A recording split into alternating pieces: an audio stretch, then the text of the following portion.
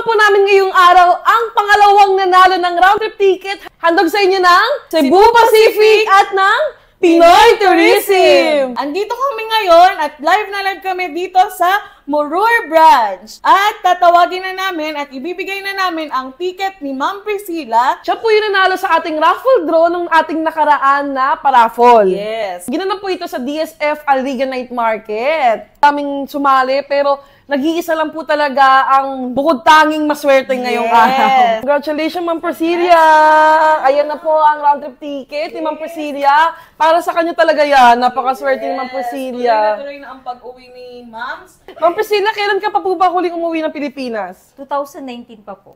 2019, ilang years yun?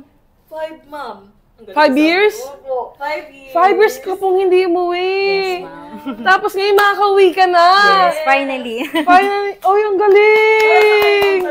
Oo. Para kay Ma'am talaga yung ating ginawa na raffle. Ang dami.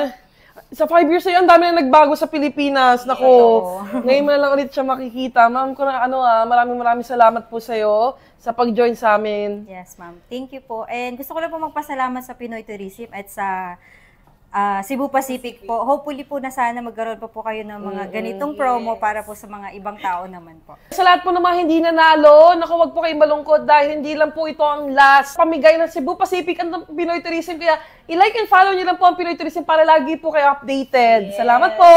Thank you!